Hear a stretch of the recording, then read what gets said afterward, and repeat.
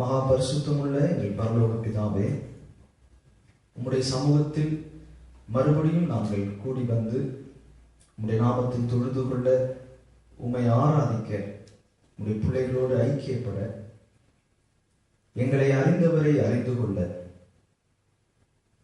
எங்களுக்கு தந்த இந்த நல்ல கிருபை நேரத்திற்காக உமக்கு நன்றி சொல்கிறோம். எங்கேயோ பிறந்து எங்கேயோ வளர்ந்த எங்கள் ஒவ்வொருவரையும் உம்முடைய நாமத்து நிமித்தம், உம்முடைய கிருபையினாலே, உம்முடைய இரத்தத்து நிமித்தம் எங்களை ரட்சித்து உம்முடைய பிள்ளைகளாக்கி உம்மோடு இணைத்ததற்காக உமக்கு நன்றி சொல்கிறோம். இந்த நாளில் உம்முடைய வார்த்தையை எங்கள் இருதயத்தில் பதிக்க, உம்முடைய சத்தத்தை கேட்டு உமக்கு கீழ்ப்படிய எங்கள் இருதயத்தை ஒப்புக் கொடுக்கிறோம். இங்கு வந்திருக்கிற என்னையும் எங்களையும் பரலோகத்திலிருந்து நீர் பார்க்கிறீர். மனுஷன் முகத்தை பார்க்கிறான், நீரோ எங்கள் ஒவ்வொருவருடைய இருதயத்தையும் பார்க்கிறீர். எங்களோடு பேசுங்க ஆண்டவரே. மனித சத்தத்தை அல்ல, தேவ சத்தத்தை கேட்க எங்களை ஒப்புக் கொடுக்கிறோம். கிருபை பெருகட்டும். இயேசுவின் மூலம் தாழ்மையோடு ஜெபிக்கிறோம் பிதாவே, ஆமென்.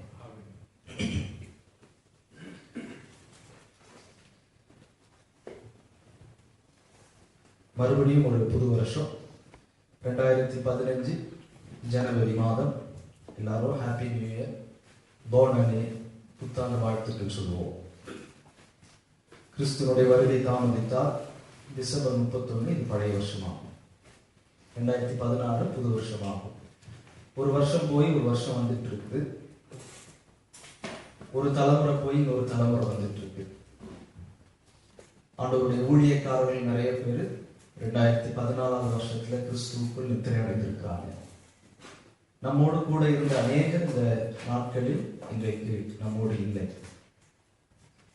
கிறிஸ்துவுக்குள் நித்திரை அடைந்தவர்கள் முதலாவது கிறிஸ்து வரும்போது எழுந்திருப்பார்கள், உயிர்த்தெழுவார்கள்.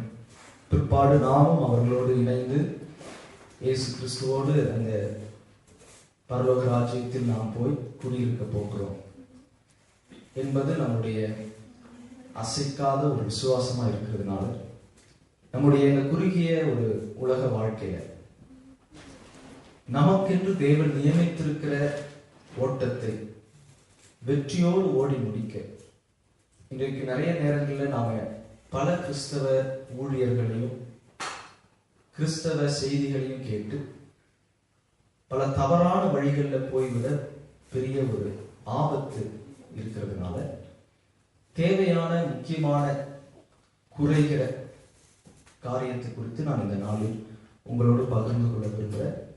நாம் ஒவ்வொருத்தவங்களும் கடவுள்கிட்ட இன்னும் நெருங்க விரும்புகிறோம்.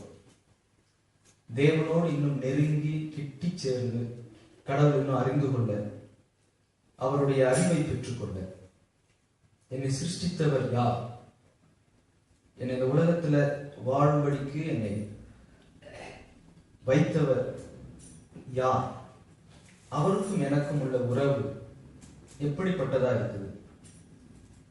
இன்னைக்கு நிறைய பேர் நாம கடவுளை பற்றி அறிந்து கொள்ள ஒருவேளை பைபிள் காலேஜஸ் போகலாம், கரஸ்பாண்டன்ஸ்ல படிக்கலாம். அதை நான் தவறுன்னு சொல்லல. ஆனா நம்ம அறிவை பெருத்துக் கொள்ள விரும்புகிறோமா, இல்ல உறவை வளர்த்து கொள்ள விரும்புகிறோமா? கடவுளை பற்றி அதிகமாக அறிந்து கொள்ளணும், அந்த ஒரு கொனேசான்ஸ், அந்த ஒரு நாலேஜ் நமக்கு வேணும்னு விரும்புகிறோமா, இல்ல கடவுளோடு இருக்கிற அந்த ரிலேஷன்ஷிப், அந்த உறவு எனக்குள்ள வளரணும்னு விரும்புகிறோமா? அதுல தெரியும் நான் எந்த அளவு கிறிஸ்தவ வாழ்க்கையில வளருகிறேன், என்னுடைய கிறிஸ்தவ வாழ்க்கைக்கு நான் எந்த அளவுக்கு முக்கியத்துவம் கொடுக்கிறேன், நான் எப்படிப்பட்ட ஒரு கிறிஸ்தவ விசுவாச வாழ்க்கையை வாழ விரும்புகிறேன் என்கிற லக்கை நிர்ணயிப்பது நான் இன்றைக்கு எடுக்கிற தீர்மானங்கள், சாய்ஸஸ். அதனால இந்த நாட்களில் நாம் கேள்விப்படுகிற தீவிரவாத செயல்கள், கொடூரமான காரியங்கள், இவைகள் எல்லாம் ஏதோ இந்த 2015 அல்லது 2000 வருஷம் ஆரம்பிக்கும் போது இவைகளெல்லாம் நடப்பதில்லை. 2015 வருஷமா கடைசி காலம் தான். 2015 வருஷமா கடைசி காலம் ஆரம்பமாயிடுச்சு. நீரோ மன்னனுடைய ஆட்சியில, ஹிட்லருடைய காலத்துல, ரோமர்களுடைய ஆட்சியில, கிரேக் அலெக்சாண்டர் சொல்ற கிரேக்கர்களுடைய ஆட்சியில, ஒவ்வொரு நூற்றாண்டிலையும் கொடுமைகள், வன்முறைகள், யுத்தங்கள், இயற்கையுடைய சீரழிவுகள் இருந்துகிட்டே தான் இருந்தது.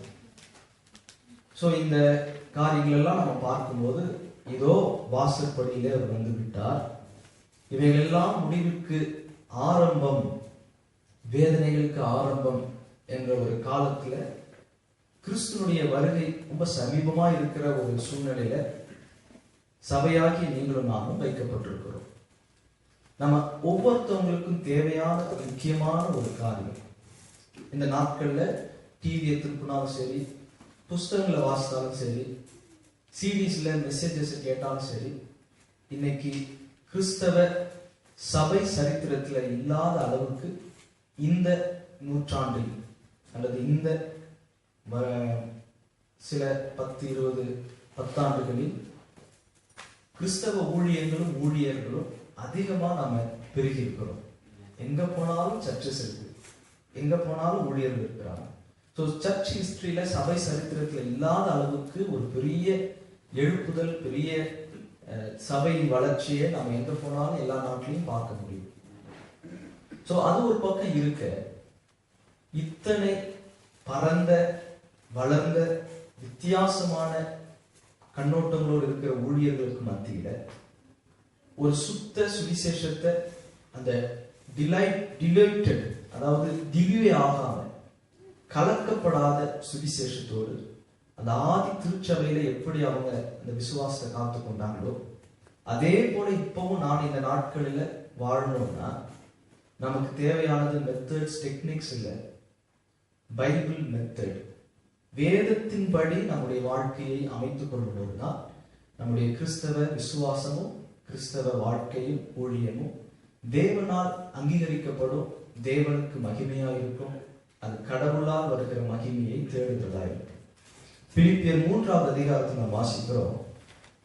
பிலிப்பியர் 3வது அதிகாரம் 18வது வசனத்திலிருந்து கடைசி வசனம் வரைக்கும் நாம் வாசிக்கும் போது இந்த நாட்கள் எப்படிப்பட்ட சூழ்நிலை, எப்படிப்பட்ட ஒரு சிச்சுவேஷன்ல நாம் வைக்கப்பட்டிருக்கிறோம்.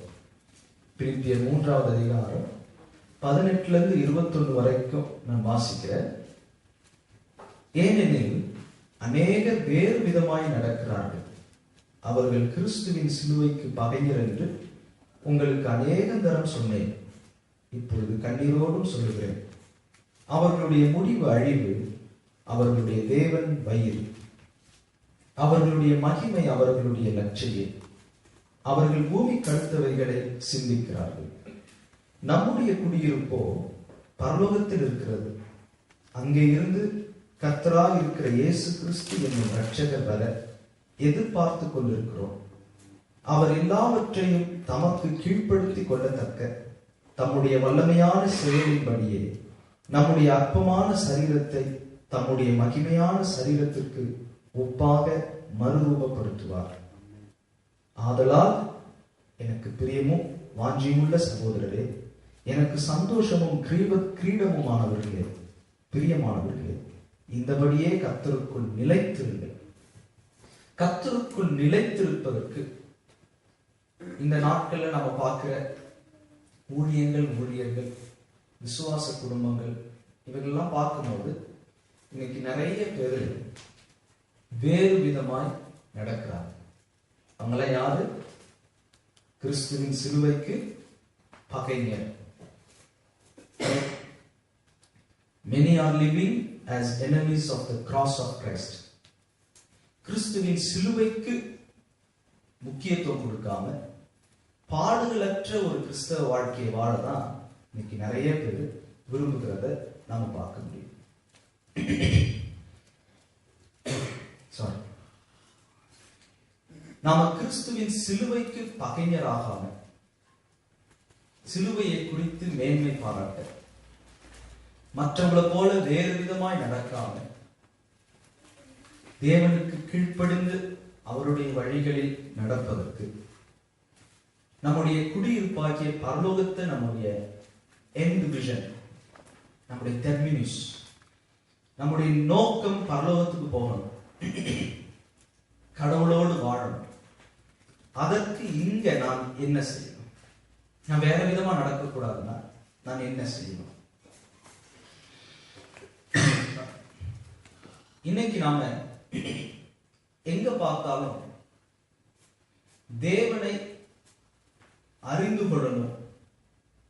நாங்கள் இன்னொரு விதத்துல சொன்னோம்னா, கடவுளுக்கு கீழ்ப்படுகிற வாஞ்சியை விட கடவுளை பற்றி அறிந்து கொள்ளணும்ன்ற அந்த அறிவை பெருக்கிக் கொள்ளணும்ன்ற இச்சை தான் அதிகமா இருக்கு. The lust for knowledge. Bible எடுத்துட்டாலும் சரி, அது ஆவிக்குரிய உலகமா இருந்தாலும் சரி, நம்முடைய நாலேஜை பெருக்கிக் கொள்ளதான் நிறைய நேரத்துல நாம் முயற்சி எடுக்கிறோம். ஆனா நம்முடைய ஒபீடியன்ஸ், நம்முடைய ஒபேசன்ஸ், தேவனுக்கு கீழ்ப்படுகிற அந்த கீழ்ப்படிதலுக்கு நம்ம எவ்வளவு பேர் விரும்புகிறோம்? இந்த கீழ்ப்படிதலை வளர்த்துக் கொள்வதற்கு என்ன செய்யணும்? இன்றைக்கு நமக்கு தேவையானது கூடுதல் வெளிப்பாடு அல்ல. நல்லா கவனிப்போம். நமக்கு தேவையானது கூடுதலான வெளிப்பாடுகள், ரெவலேஷன்ஸ் அல்ல. ஏற்கனவே வெளிப்படுத்தின தேவனுடைய வார்த்தைகளுக்கு கீழ்ப்படுதல் தான் இந்த நாட்களுக்கு ரொம்ப முக்கியம். ஆனா இன்றைய ஒரு சோகமான ஒரு சூழ்நிலை, அல்லது இங்கிலீஷ்ல சொல்ற மாதிரி அன்பார்ச்சுனேட்லி, பிரெஞ்சுல சொல்றதா மலுரிசம், இன்னைக்கு நிறைய பேர் கூடுதல் வெளிப்பாடுகளுக்கு தான் அதிக முக்கியத்துவம் கொடுக்குறாங்க. ஆனா கடவுள் நம்மள்ட்ட சண்டை போடுவாரு, செய்யலனா கத்துவாரு, செய்யலனா பிரச்சனை வந்துடும். எங்க ஒரு மனைவி பயந்து பயந்து பயந்து பயந்து பயந்து பயந்து கீழ்ப்படுகிறாங்களோ அது உண்மையான கீழ்ப்படுதல் அல்ல. அது ஒரு நல்ல ஒரு அட்மாஸ்பியரும் அல்ல. அப்ப கர்த்தருக்கு கீழ்ப்படுகிறதுல பயம் இருக்க வேண்டும். சுத்தமான தேவனுடைய வார்த்தைக்கு கீழ்ப்படுகிற பயப்படுகிற பயமும் இருக்க வேண்டும். அதே நேரத்துல பூரண அன்பு பயத்தை புறம்பே தள்ளும். கடவுளுக்கு பயந்து அஞ்சு கீழ்ப்படுகிற, நியாய தீர்ப்புக்கு, தண்டனைக்கு, ஆபத்துகளுக்கு, சாபத்துக்கு பயந்து பயந்து கீழ்ப்படுகிறது இல்லாம அவர் மேல வச்சிருக்கிற அன்புனால கீழ்ப்படுகிறோமா? கொஞ்சம் யோசித்து பாருங்க. பயந்து கீழ்ப்படுகிறோமா? கடவுள் மேல வச்சிருக்கிற அன்புனால கீழ்ப்படுகிறோமா? ஓகே. ரெண்டாவது, அவர் மேல் வைத்திருக்கிற பயத்தினால் கீழ்ப்படுகிற ஒரு மனுஷன். ரெண்டாவது இன்னொரு வகையை நம்ம வாசிக்க முடியும். மத்தேயு 19வது அதிகாரம் எடுத்து வாசிக்கலாம். மத்தேயு 19:27. மத்தேயு எழுதின சுவிசேஷம் 19வது அதிகாரம் 27வது வசனம். அப்பொழுது பேதுரு அவரை நோக்கி, இதோ நாங்கள் எல்லாவற்றையும் விட்டு உம்மை பின்பற்றினோமே, எங்களுக்கு என்ன கிடைக்கும் என்றான். இவங்கெல்லாம் யாரு? இயேசு கிறிஸ்து சொன்ன வார்த்தைக்கு உடனே கீழ்ப்படிந்தவர்கள். என் பின்னே வாருங்கள், நான் உங்களை மனுஷர்களை பிடிக்கிறவர்கள் ஆக்குவேன். உடனே அவருக்காக வலைகளை விட்டு, பெற்றோரை விட்டு, தகப்பனை விட்டு, கப்பலை விட்டு, தொழிலை விட்டு, அவனுடைய வருமானங்களை விட்டு இயேசுனுடைய வார்த்தைக்கு கீழ்ப்படிந்து வந்தவங்க. ஆனா எதின் அடிப்படையில் இங்கே கீழ்ப்படிந்தாங்கன்றத கவனிக்கிறோம். இதோ நாங்கள் எல்லாவற்றையும் விட்டு உம்மை பின்பற்றினோமே, உமக்கு கீழ்ப்படிந்தோமே, எங்களுக்கு என்ன கிடைக்கும்? இது ஒரு சுயம் கலந்த கீழ்ப்படிதல், பலன் எதிர்பார்த்த கீழ்ப்படிதல். எங்களுக்கு என்ன கிடைக்கும்? பயத்தினால கீழ்ப்படுகிறோமா, இல்ல சுய பலன் எதிர்பார்த்து கீழ்ப்படுகிறோமா? இன்னும் 2 வசனங்களையும் இன்னும் 2 அதிகாரங்களையும் இதோட ஒப்பிட்டு பார்க்கும்போது இன்னும் இன்ட்ரெஸ்டிங்கா இருக்கும். மத்தேயு 20வது அதிகாரம் 1 வசனத்திலிருந்து 12வது வசனம் வரைக்கும் நமக்கு தெரிந்த ஒரு சம்பவம். திராட்சை தோட்டத்தில் வேலை ஆட்களை ஒரு வீட்டு எஜமான் அமர்த்தினதை நம்ம வாசிக்கிறோம். அதிகாலையில வேலை செய்தவங்களை வாசிக்கிறோம். அதுக்கு பிற்பாடு மதியத்துல வேலையில அமர்த்தப்பட்டவங்களையும் வாசிக்கிறோம்.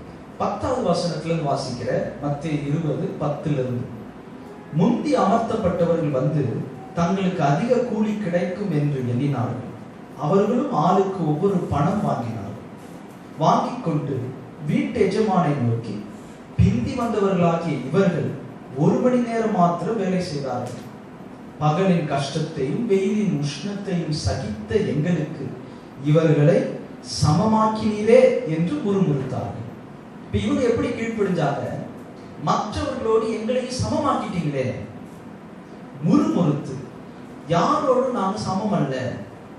நான் ஒரு ஹை காஸ்ட், மேல் ஜாதிக்காரர், நான் உயர்ந்தவர்கள். நாங்க எத்தனை பரம்பரை கிறிஸ்தவங்க தெரியுமா? தங்களுடைய எக்ஸ்பீரியன்ஸ், தங்களுடைய சாதனைகள், இதை டிபெண்ட் பண்ணி நாம் எவ்வளவு கஷ்டப்பட்டோம். வெயிலின் உஷ்ணத்தையும் பகலின் கஷ்டத்தையும் சகித்திருக்கிறோம். நாங்கள் கீழ்ப்படிந்தது சும்மா இல்லை, அதுக்கு ஒரு கிரயம் செலுத்தி இருக்கிறோம். ஆனா இன்னைக்கு வந்தவங்களோட எங்களை சமமாக்கிட்டீங்களேன்னு சொல்லி முறுமுறுத்தான். நாம கீழ்ப்படுகிற கீழ்ப்படிதல் தேவனுக்கு கீழ்ப்படுகிறோமா? அந்த கீழ்ப்படிதல் பலனை எதிர்பார்த்து அவங்களுக்கும் ஒரு பைசா எங்களுக்கும் ஒரு பைசா, அவங்களுக்கும் ஒரு ரூபாய் எங்களுக்கும் ஒரு ரூபான்னு ரெண்டு பேரும் ஒன்னாக்கிட்டீங்களா ஆண்டவரேன்னு சொல்லி சண்டை போட்டுக்கொண்டு ஒருவரை ஒருவர் பட்சித்து ஒருவரால் ஒருவர் அழிக்கப்படுகிறோமா? இன்னொரு அதிகாரத்தையும் வாசிக்கும் போது இன்னும் கொஞ்சம் இன்ட்ரெஸ்டிங்கா நமக்கு தெரிந்த இளைய குமாரன், நாம வச்ச பேரு கெட்ட குமாரன். பைபிள்ல கெட்ட குமாரன் எழுதி இல்லை, நல்ல சமாரியன்னு எழுதி இல்லை. நாம தான் நல்லவன் கெட்டவன் பிரிச்சிருக்கிறோம்.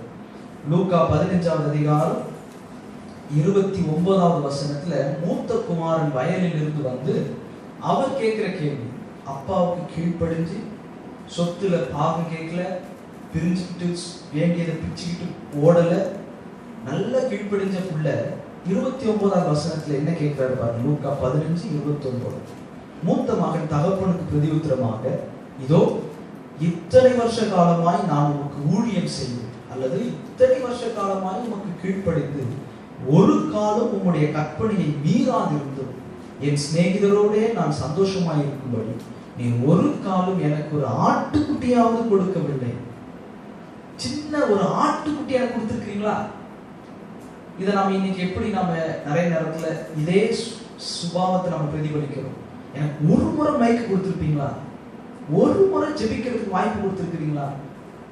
சின்ன ஆட்டுக்குட்டிக்காக சொத்தே அவன் பேர்ல தான் இருக்குது, முழு சொத்தும் அண்ணன் பேர்ல தான் இருக்குது.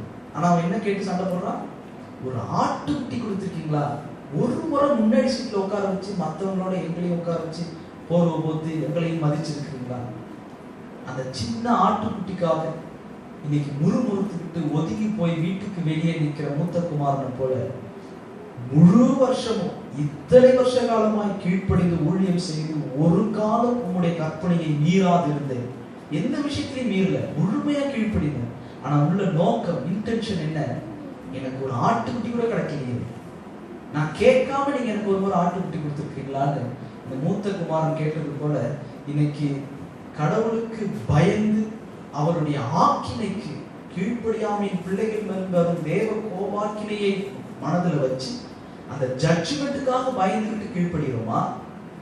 இல்ல உண்மையாக நாம் வாசித்த வசனங்களின்படி அவருடைய வசனத்துக்கு உண்மையாய் கீழ்ப்படுகிற பயப்படுகிற அந்த மரியாதை கலந்த பயம் இருக்கு. அப்பா அம்மா வீட்டுக்கு வரும்போது நம்ம அப்பா அம்மாவுக்கு பயப்படணும். ஐயோ கை நடுங்கிட்டு சும்மா பயப்படுற மாதிரி நடிக்க கூடாது. அவன் உண்மையா பயப்படுறதுனா என்ன அர்த்தம்? அவன் மேல வச்சிருக்கிற மரியாதை, அவன் மேல வச்சிருக்கிற அந்த மரியாதையும் அந்த பயத்தையும் அவன் மேல வச்சிருக்கிற அன்புல காட்டுறது, அவங்களுடைய வார்த்தைகளுக்கு கீழ்ப்படியும். இரண்டாவது நாம் வாசித்தபடி நாம் தேவனுக்கு கீழ்ப்படியும் போது சுயம் கலந்து பேதுரு கேட்டது போல நாங்கள் இவைகளெல்லாம் விட்டு உம்மை பின்பற்றினோமே, எங்களுக்கு என்ன கிடைக்கும்? நாங்கள் இவ்வளவுத்தையும் கீழ்ப்படிஞ்சு செய்கிறோமே, ஊழித்து செய்கிறோம், உங்களுக்காக நாங்கள் ஓடுற ஆண்டவரே, எங்களுக்கு என்ன கிடைக்கும்? நிறைய பேர் செய்கிற இன்னொரு தவறு வெளிப்படுத்தின விசேஷம் 22ல நமக்கு எல்லாருக்கும் தெரியும். பைபிளுடைய கடைசி பக்கத்தில் நாம் வாசிக்கிறபடி வெளிப்படுத்தின விசேஷம் 22வது அதிகாரம் 12வது வசனத்துல வாசிக்கிறோம். 22:12. இதோ சீக்கிரமாய் வருகிறேன், அவனவனுடைய கிரியைகளின்படி அவனவனுக்கு நான் அளிக்கும் பலன் என்னோட கூட வருகிறது. இப்ப நம்ம நிறைய பேர் இதை மைண்ட்ல பதிச்சுக்குவோம். இயேசு திரும்ப வராரு, அவர் வரும்போது என்ன கூட வருது? என்னுடைய பலன் வருது. நெகட்டிவ் பலன் வருதுன்னா கொஞ்சம் பயம் வருது, நான் பண்ண தவறு பாவம் இதுக்குரிய பலனும் வருது. ஆனா பாசிட்டிவ், நம்ம பாசிட்டிவ் சைடை தான் நான் இப்ப கவனிக்கும்படி நான் சொல்றேன். நான் கடவுளுக்காக ஓடுனது, இழந்தது, நான் ஊழியம் செஞ்சது, இதுக்குரிய பலன் வருது, இதுக்குரிய ரிவார்ட் வருது. நிச்சயமாக அவருக்காக நாம் ஊழியம் செய்யும் போது அதற்குரிய பலனை ஆண்டவர் வரும்போது நமக்கு தருவாரு. ஆனா பலன்கள் எல்லாம் பெரிய பலன் எது? ஆதியாகமம் 22 நமக்கு தெரியும் ஆபிரகாம் எப்படி அவருடைய மகனாகி ஈசாக்கை பலியிட்டார்னு சொல்லி. அதில் ஆதியாகமம் 15வது அதிகாரத்துல முதல் வசனத்திலே நாம் வாசிக்கிறோம். இந்த வெளிப்படுத்தின விசேஷம் 22:12 ஆதியாகமம் 15:1 கொஞ்சம் ஒப்பிட்டு வாசிக்கும் போது நம்மளுடைய பலன்களிலெல்லாம் பெரிய பலன் எது என்பதை கொஞ்சம் நம்மளுடைய இதுவரைக்கும் இருந்த அண்டர்ஸ்டாண்டிங்கை மாத்திக்குவோம். ஆதியாகமம் 15:1 யெகோவா தேவன் ஆபிரகாமை பார்த்து சொல்றார், இந்த காரியங்கள் நடந்த பின்பு கர்த்தருடைய வார்த்தை ஆபிரகாமுக்கு தரிசனத்திலே உண்டாக்கி அவர், ஆபிரகாமே, ஆபிராமே, நீ பயப்படாதே, நான் உனக்கு கேடகமும் உனக்கு மகா பெரிய பலனுமாய் இருக்கிறேன் என்றார். இப்ப ஆபிரகாமுடைய பலன் எது அல்ல, ஆபிரகாமுடைய பலன் யார்? கடவுளுடைய ரிவார்ட் நமக்கு கிடைக்க போகிற கிரவுன், கிரீடங்கள், நான் செஞ்ச ஊழியத்துக்கு அவர் எனக்கு கொடுக்க போகிற பலன் எல்லாம் திரும்ப வரும்போது கூட வரப்போகுது நினைக்கிறோம்னா, இல்ல, கர்த்தரே என் பலன், கர்த்தரே என் பலன், கர்த்தரே என் பங்கு, அவர்தான் என்னுடைய மகா பெரிய பலனாய் இருக்கிறார். அவர் எனக்காக அவருடையவைகளை கொடுக்கணுமா, இல்லை எனக்காக அவரையே நான் பெற்றுக்கொள்ளணுமா? அதுல தெரிய என்னுடைய வித்தியாசம், டிஸ்டிங்ஷன். நான் என்ன ஒரு நோக்கத்தோடு, நான் எப்ப அவரை திரும்ப பார்ப்பேன், நான் அவருக்காக இந்த உலகத்துல வாழ்வதனுடைய நோக்கம் என்னுடைய பாசிட்டிவ் பலனை அவர் கொண்டு வரான்றதுக்காக மட்டும் இல்லை, அவரையே பலனாக நான் பெற்றுக்கொள்ள போகிறேன். அந்த ஒரு மனநிலை நமக்குள்ள இருக்கும்போது நம்ம ஊழியத்திலையும் சரி ஒரு நாள் பலனை எதிர்பார்த்து ஊழியம் செய்ய மாட்டோம். பாராட்டோ, புகழ்ச்சியோ, பட்டங்களோ, பதவிகளோ, நமக்கு கிடைக்கிற மனுஷரால் வருகிற பாராட்டுகள், இதுக்கெல்லாம் ஒரு நாள் நாம் அடிமைப்பட மாட்டோம். தேவனால் வருகிற பலன், அதுவும் தேவனே என்னுடைய மகா பெரிய பலன் என்று பார்க்கிற அந்த ஆவிக்குரிய கண்கள் நமக்கு இருக்கணும். ஆபிரகாமுக்கு தேவன் சொன்ன அதே வார்த்தையை இந்த கடைசி நாட்களில் வாழ்கிற நாம், கர்த்தர் தான் என்னுடைய மகா பெரிய பலன் என்று கர்த்தருமே நம் கண்களை பதிய வைக்கும். ஓகே, முதலாவது நாம பயத்தினால கீழ்ப்படியலாம், அல்லது இரண்டாவது சுயத்தினால ஏதாவது கிடைக்கும் என்பதற்காக அவருக்கு கீழ்ப்படியலாம். மூன்றாவது யோவான் 14வது அதிகாரம் 15வது வசனத்தையும் 23, 24வது வசனத்தையும் வாசிக்க கவனிக்கலாம். யோவான் 14வது அதிகாரம் 15, 23, 24. நீங்கள் என்னிடத்தில் அன்பாய் இருந்தால் என் கற்பனைகளை கை கொள்ளுங்கள். 23 இயேசு அவனுக்கு பிரதியுத்தரமாக, யாருக்கு? ஸ்காரியோத்தல்லாத யூதாவுக்கு பிரதியுத்தரமாக, ஒருவன் என்னில் அன்பாய் இருந்தால் அவன் என் வசனத்தை கை கொள்வான், அவனில் என் பிதா அன்பாய் இருப்பார், நாங்கள் அவனிடத்தில் வந்து அவனோடே வாசம் பண்ணுவோம். என்னில் அன்பாய் இராதவன் என் வசனங்களை கை கொள்ள மாட்டான், அல்லது என் வார்த்தைகளுக்கு கீழ்ப்படிய மாட்டான். நீங்கள் கேட்கிற வசனம் என்னுடையதாய் இராமல் என்னை அனுப்பின பிதாவினுடையதாய் இருக்கிறது. சோ முதலாவது நாம் கடவுளுக்கு, அவருடைய நியாய தீர்ப்புக்கு, கோபத்துக்கு, ஆக்கினைக்கு பயந்து, சாபத்துக்கு பயந்து கீழ்ப்படுகிறோமா, அல்லது பலன் எதிர்பார்த்து கீழ்ப்படுகிறோமா, அல்லது கடவுள் மேல வச்சிருக்கிற அன்புனால கீழ்ப்படுகிறோமா? அப்ப உண்மையான கீழ்ப்படுதல் எப்படி கண்டுபிடிக்க முடியும்? Loving God means keeping His commandments. நம்முடைய மனதுல இதை பதித்துக் கொள்வோம்.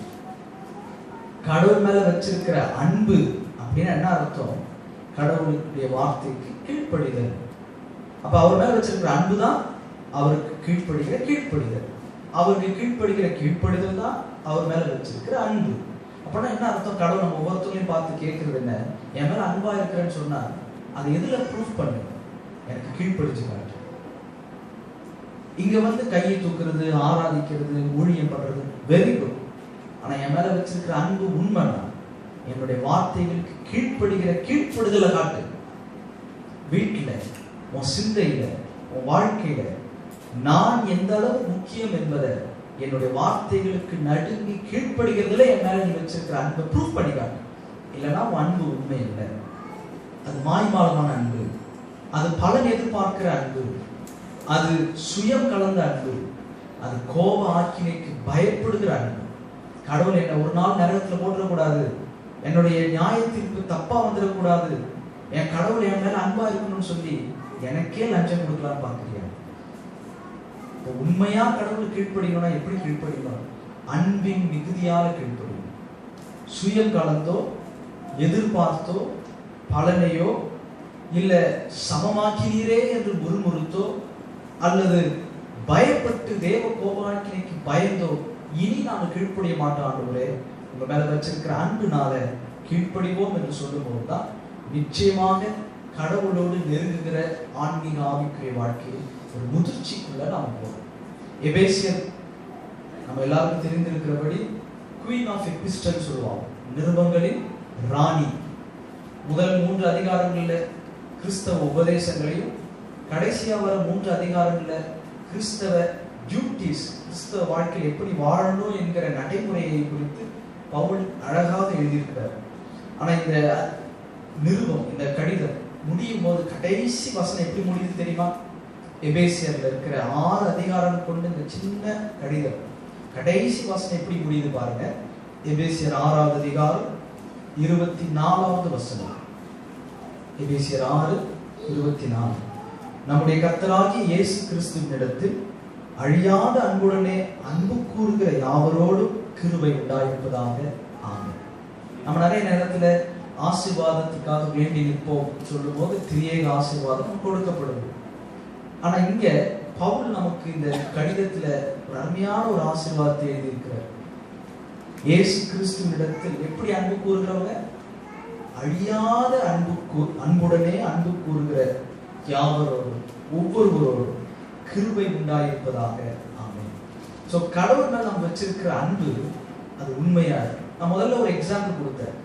புருஷனுக்கு பயந்து பயந்து ஒரு அடிச்சுவாரு, கோபப்பட்டுவாரு, எரிச்சல் ஆயிடுவாருன்னு பயந்து ஒரு மனைவி கீழ்ப்படிகிறது எப்படி இருக்கு? அல்லது சுயம் கலந்து நான் கீழ்ப்படிஞ்சாதான் எனக்கு செயின் வாங்கி தருவாரு, நான் கீழ்ப்படிஞ்சாதான் எனக்கு புடவை வாங்கி தருவாரு, நான் கீழ்ப்படிஞ்சாதான் எனக்கு வெளியே கூட்டு போய் சாப்பாடு ஐஸ்கிரீம் வாங்கி தருவாருன்னு சாப்பாட்டுக்காக கீழ்ப்படுகிற மனைவிகளும் உண்டு. 3வது, அவர் புருஷன் மேல அன்பா இருக்கிற அதுக்காக கீழ்ப்படுகிற மனைவிகளும் உண்டு. சோ இந்த கீழ்ப்படிதலை போல, மனைவியினுடைய கீழ்ப்படிதலை போல நம்முடைய மெய் மணவாளன், பொய் மணவாளன் அல்ல, கிறிஸ்துவாகிய அந்த உண்மையான மணவாளனுக்கு மணவாட்டியாகிய திருச்சபையாய் நாம் எந்த அடிப்படையில கீழ்ப்படுகிறோம்? பயந்து மிரட்டி அவருடைய ஆபத்து வரக்கூடாதுன்னு கீழ்ப்படுகிறோமா? சுயம் பலன் எதிர்பார்த்து கீழ்ப்படுகிறோமா? அவர் மேல வச்சிருக்கிற அழியாத அன்புடனே அவர் மேல அன்பு கூர்ந்து கீழ்ப்படுகிறோமா? 1 யோவான் 5வது அதிகாரத்துல இந்த வசனத்தை வாசிக்கிறோம். 1 யோவான் 5வது அதிகாரம் 2-3 வசனங்களை வாசிக்கிறேன். நாம் தேவனிடத்தில் அன்பு கூர்ந்து அவருடைய கற்பனைகளை கை கொள்ளும் போது தேவனுடைய பிள்ளைகளிடத்தில் அன்பு கூறுகிறோம் என்று அறிந்து கொள்கிறோம். நாம் தேவனுடைய கற்பனைகளை கை கொள்ளுவதே அவரிடத்தில் அன்பு கூறுவதாம். நாம் தேவனுடைய கற்பனைகளை கை கொள்ளுவதே அவரிடத்தில் அன்பு கூறுவதாம். அவருடைய கற்பனைகள் பாரமானவைகளும் அல்ல. சோ கடவுள் மேல நாம் வச்சிருக்கிற அந்த உண்மையான அன்பை, கீழ்ப்படுதலை, தேவன் மேல் வைத்திருக்கிற அந்த பூரணமான அன்பின் மிகுதியினால நிரூபித்து காட்டுவோம். யூஜன் பீட்டர்சன் என்ற ஆத்தர் அவர் எழுதிய ஒரு வார்த்தையை நான் இங்க வாசிக்க விரும்புகிறேன். யூஜன் Peterson, a long obedience in the same direction. நாம ஒரு முறை கர்த்தருக்கு கீழ்ப்படியலாம், ஒரு வார்த்தைக்கு ஒரு முறை ஒரு சூழ்நிலையில கீழ்ப்படியலாம் உண்மையான அன்புனால. ஆனா இந்த ஒரு எழுத்தாளர், கிறிஸ்தவ எழுத்தாளர் சொல்றாரு, a long obedience in the same direction. ஒரே நோக்கத்துல ஒரே வழியில தொடர்ந்து கீழ்ப்படியும். கிறிஸ்துவை பின்பற்றுவதனுடைய process, the process of following Christ குறித்து அவர் சொல்லும்போது, every resolution to begin to obey must be followed by many decisions to continue. தமிழ்ல சொல்றாரு, இயேசு கிறிஸ்துவுக்காக கீழ்ப்படிய ஆரம்பிப்பதற்கு எடுக்கிற ரெசல்யூஷன், தீர்மானங்கள் must be followed by many decisions to continue. ஒவ்வொரு முறையும் புது புது தீர்மானங்கள் எடுத்துக்கிட்டே இருக்கணும். எப்பெல்லாம் கிராஸ் ரோட்ஸ் வருதோ, ஒரு முறை நான் தீர்மானிச்சிட்டேன், இயேசு கிறிஸ்துவை விசுவாசித்து அவரையே சொந்த ரட்சகராக ஏற்றுக்கொண்டு அவரையே சொந்த சேவியராக ஏற்றுக்கொள்ளுகிறவர்கள் கைகளை தூக்குங்கன்னு சொல்லும் போது, நான் ரட்சிக்கப்படுறேன் கையை தூக்குறேன்னு நாம முதல் முறை கையை எங்கேயாவது தூக்கி இருப்போம், எங்கேயாவது ட்ராக்ஸ் வாசிச்சிருப்போம், ஏதோ ஒரு டிவி ப்ரோக்ராம்லையும் எப்படியோ அற்புதத்தின் மூலமாக நாம் ஒரு தீர்மானம் எடுத்தோம்.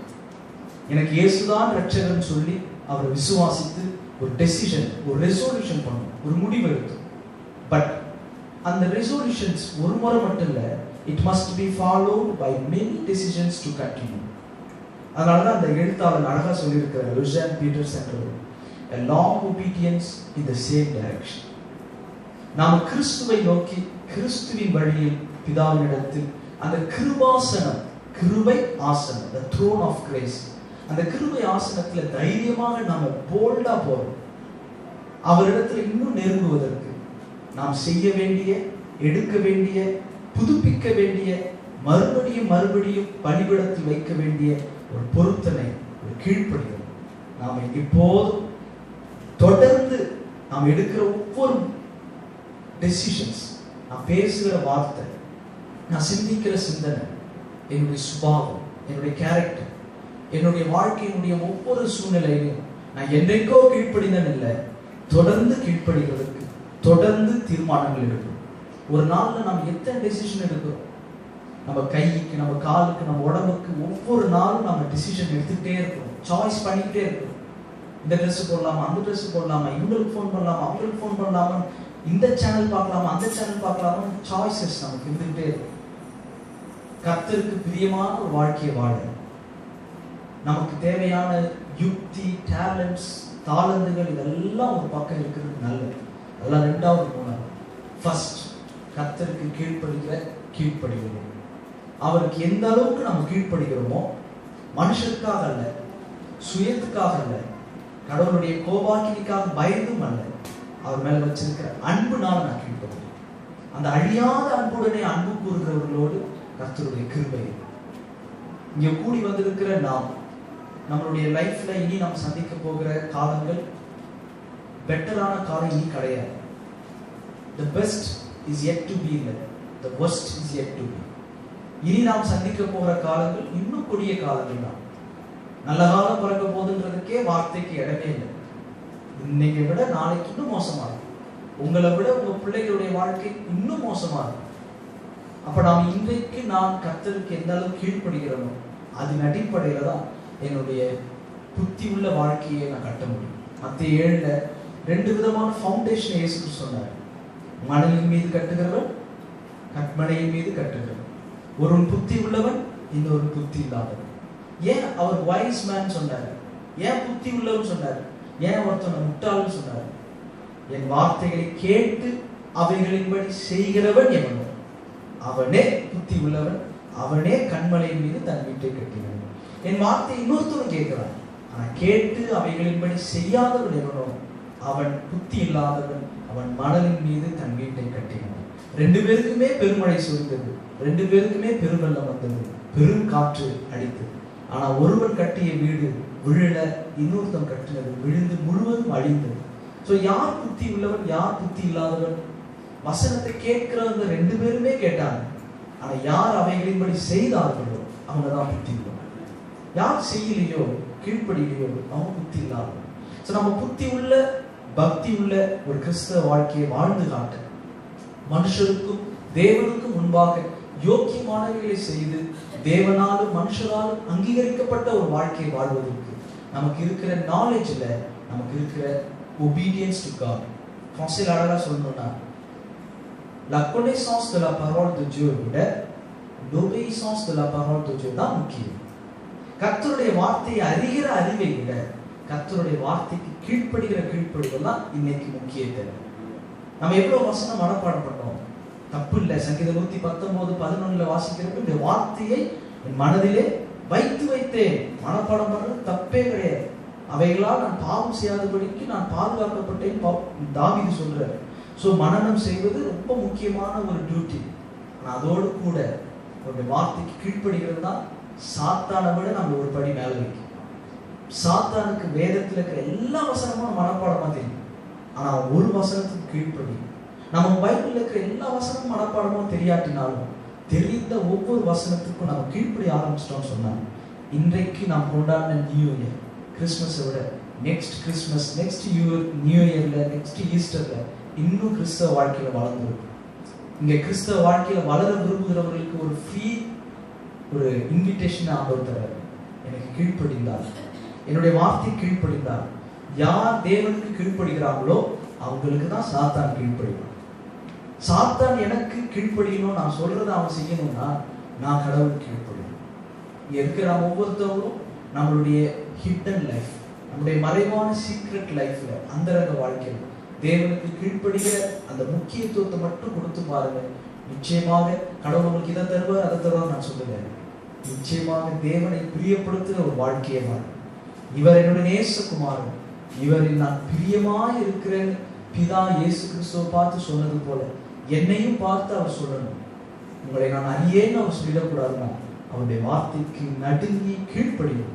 அது பயத்தினால் அல்ல, வெறும் நியாய தீர்ப்புக்கு அவருடைய ஜட்ஜ்மெண்ட்டுக்கு பயத்தினால் அல்ல, கோபாக்கினின் பயத்தினால் அல்ல, சுயம் கலந்து எதிர்பார்த்து பலன் எதிர்பார்த்தும் அல்ல, அன்பின் மிகுதினால பூரண அன்பு பயத்தை புறம்பை தள்ளி நாம் தேவனுடைய வார்த்தைக்கும் அவருக்கும் வைத்திருக்கிற அந்த அன்பு அழியாத அன்பாய் இருக்கும்போது நிச்சயமாக நம்முடைய கீழ்ப்படிதலும் தேவன் அங்கீகரிக்கிறதாக இருக்கும். இந்த வார்த்தைகளின்படி தேவன் இங்க இருக்கிற நம்ம ஒவ்வொருவரையும் ஆசீர்வதிப்பாராக. கண்களை மூடி தலைகளை தாழ்த்தி சின்ன ஒரு பழைய நாங்கள் கேட்ட வாசித்த வார்த்தைகள் வசனங்களுக்கு ஏதோ வசனங்களை கேட்கிறவர்களாக அல்ல, அதன்படி செய்கிறவர்களாக இருக்க எங்களுடைய கீழ்ப்படிதல் நாளைய உயர்வுக்கு முதிர்ச்சிக்கு ஆதாரமாய் இருப்பதனால உண்மையாய் இன்றையிலிருந்து எந்தெந்த இடங்களில் நாங்கள் கீழ்ப்படியாம போயிட்டோமோ அந்தந்த இடங்கள் எல்லாம் உண்மையாய் கீழ்ப்படியே எங்களுக்கு உதவி செய்ய ஆண்டுகிறேன். வீட்டில் என் புருஷனுக்கு நான் கீழ்ப்படியேன். வீட்டில் இருக்கிற புருஷர்கள் கர்த்தருக்கு கீழ்ப்படியேன். சபையில தேவன் நியமித்த மூப்பர்களுக்கு, பெரியவர்களுக்கு, அதிகாரங்களுக்கு கீழ்ப்படிய ஒப்புவிக்கிறோம். ஆண்டவரே, எங்களை இன்னமும் உம்மோடு கிட்டி சேர்த்துக் கொள்ளுங்க. திவ்ய அன்பின் சத்தத்தை ரட்சகா கேட்டு உம்மை அன்பினே இன்னும் கீட்டி சேர என் ஆண்டவா ஆவல் கொண்டேயோ வந்தே இன்னும் கீட்ட சேர்த்து கொள்ளுமே பாடுபட்ட நாயகா இன்னும் கீட்ட கீட்ட சேர்த்து கொள்ளுமே ஜீவன் தந்த ரட்சகா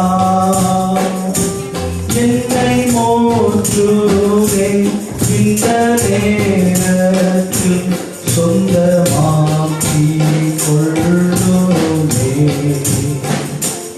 உம்மை வாஞ்சையோடு தன் உள்ளத்தில் நாடி தேட செய்யோமே இன்னும் கீட்ட சேர்த்து கொள்ளுமே பாடுபட்ட நாயகா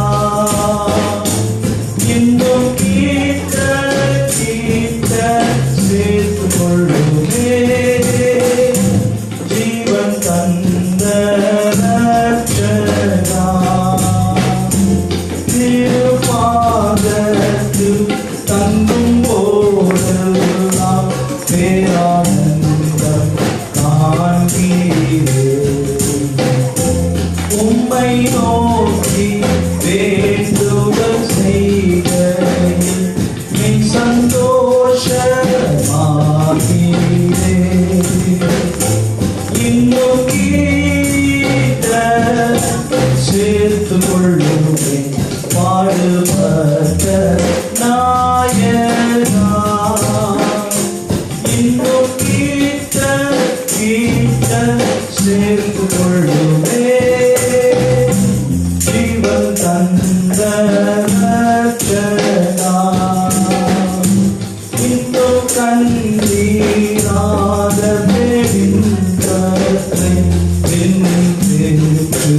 வாழுவே.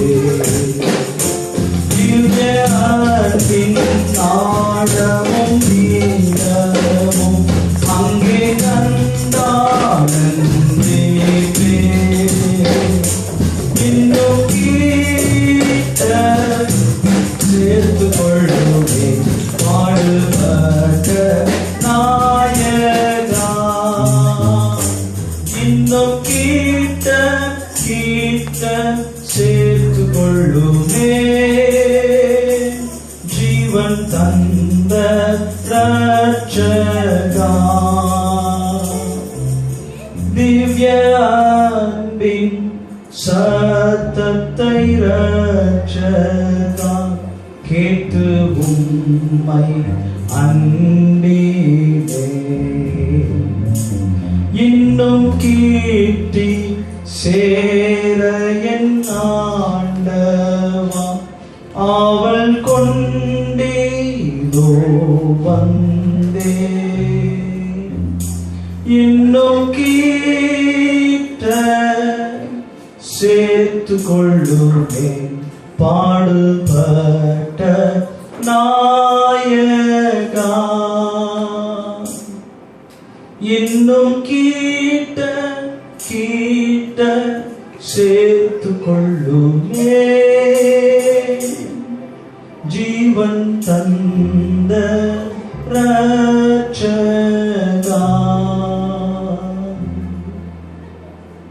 மகாபரிசுத்தமுள்ள எங்கள் பரலோக பிதாவே, எங்களுக்காக பாடுபட்டு எங்களுக்காக ஜீவன் தந்த எங்கள் ஆண்டவரே, எங்கள் ஒவ்வொருவரையும் உம்மோடு சேர்த்துக் கொள்வதே உம்முடைய நோக்கம் என்பதை புரிந்து கொண்டு நாங்கள் மரித்தாலும் பிழைத்து உம்மோடு கூட இருக்க வேண்டும் என்பதற்காக எங்களுக்காக மரித்தீரே. உம்முடைய மரணத்தை நினைவு கூர்ந்து நாங்கள் உம்மை விட்டு பிரியக்கூடாது என்பதற்காக பிதாவை விட்டு பிரித்தெடுக்கப்பட்டு ஏலி ஏலி லாமா சபக்தானி என்று சொல்லி என் தேவனே ஏன் என்னை கைவிட்டீர் என்று சொல்லுகிற அளவுக்கு எங்கள் பாவங்கள் எவ்வளவு காரணமாய் இருந்திருக்கிறது என்பதை உணர்கிறோம் அப்பா. இந்த நேரத்தில் எங்களுக்காக மரித்து உயிர்த்தெழுந்த நீர், அந்த உயிர்த்தெழுந்த வல்லமையினால் உடைய பரிசுத்த ஆவியினுடைய அபிஷேகத்தினால் எங்களை மறுபடியும் இன்னமும் உம்மோடு கிட்ட சேர்த்துக் கொள்ள ஆண்டவரே. இங்கே யாரெல்லாம் பாடுகளோடு பிரச்சனைகளோடு பாவத்தோடு இருக்கிறார்களோ இயேசுவின் நாமத்தினால் உம்முடைய கிருபை உம்முடைய இரத்தத்தினால் அவர்களை கழுவி சுத்திகரித்து உம்மோடு கூட இணைத்துக் கொள்வீராக. உம்மோடு சேர்ந்து வாழ்கிற அந்த உன்னதமான உறவை இங்க இருக்கிற எங்களை ஒவ்வொருவருக்கும் தாங்க ஆண்டவரே. பாவமாலாத ஒரு கிருபை எங்களை சூழ்ந்து கொள்ளட்டும். நாங்கள் கீழ்ப்படுதல் உத்தமமாய் இருக்க எங்கள் பணிகளை விட உமக்கு கீழ்ப்படுகிறதே முக்கியம் என்பதை உணர்ந்து நீர் பேசின வார்த்தைகளுக்கு நாங்களும் ஒப்புக் கொடுக்கிறோம் ஆண்டவரே. இதன்படி வாழ எனக்கும் எங்களுக்கும் பலன் இல்லை ஆண்டவரே. இதன்படி வாழ எங்களுக்கு உதவி செய்ய பாஸ்டர் புகனுக்காக அவருடைய மனைவி பிள்ளைகளுக்காக உமக்கு நன்றி. இந்த திருச்சபை மூலமாக இன்னமும் உம்முடைய நாமம் மகிமைப்பட இவர்களுடைய ஊழியம் உம்மால் அங்கீகரிக்கப்பட உமக்கு கீழ்ப்படிதல் இந்த திருச்சபையில் இருக்கிற ஒவ்வொருவருக்கும் உண்டாகட்டும். நாங்கள் மீண்டுமாய் ஒருவரை சந்திக்கும் வரை உடைய மாறாத பிரசன்னம் ஐக்கியம் எங்கள் அனைவரோடு கூட இருக்கட்டும். கிருபை பெருகட்டும். இயேசுவின் மூலம் தாழ்மையோடு ஜெபம் வேண்டி நிற்கிறோம் எங்கள் ஜீவனுள்ள பிதாவே. ஆமென்.